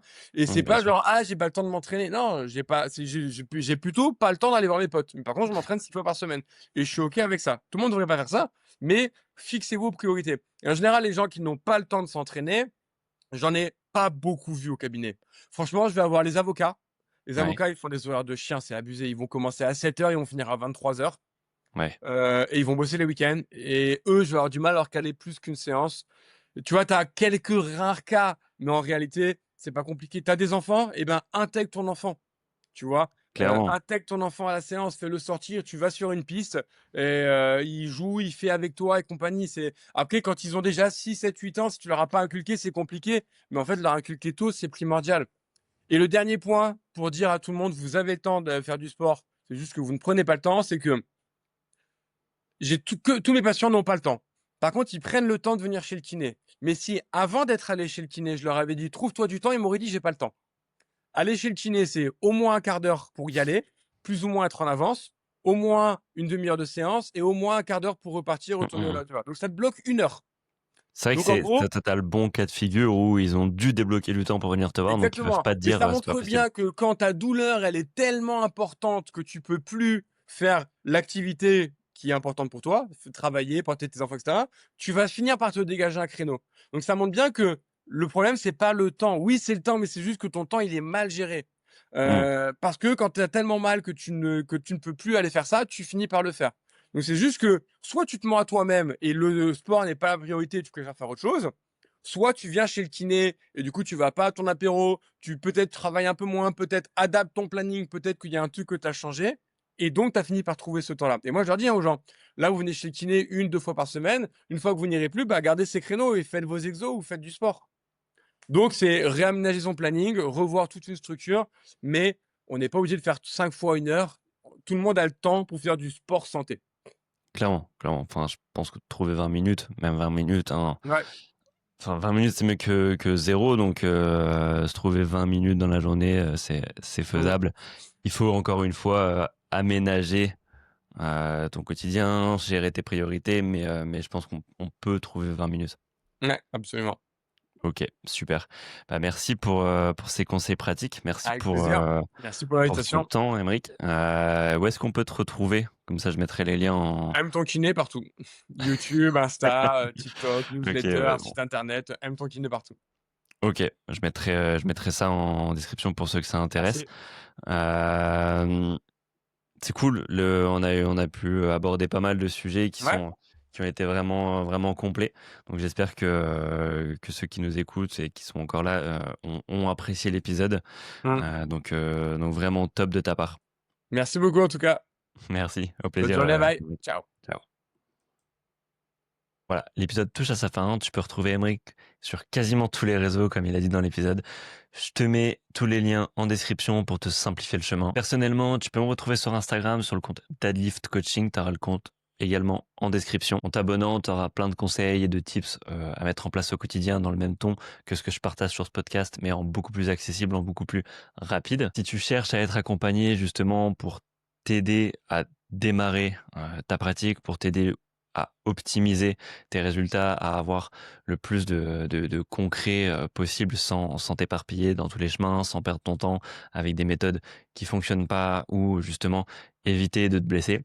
Bah, je te laisse me contacter aussi, que ce soit sur Instagram, en DM ou en suivant le lien dans la description pour réserver un appel de coaching et je me ferai une joie justement d'échanger sur ça, sur tes objectifs, sur là où tu veux aller sportivement, là où tu veux aller esthétiquement et justement, on aura l'occasion d'en échanger. Si le format t'a plu, si l'épisode t'a parlé, je te laisse mettre 5 étoiles sur toutes les plateformes de podcast et à partager l'épisode, que ce soit à un ami que tu as trouvé concerné ou sur les réseaux sociaux.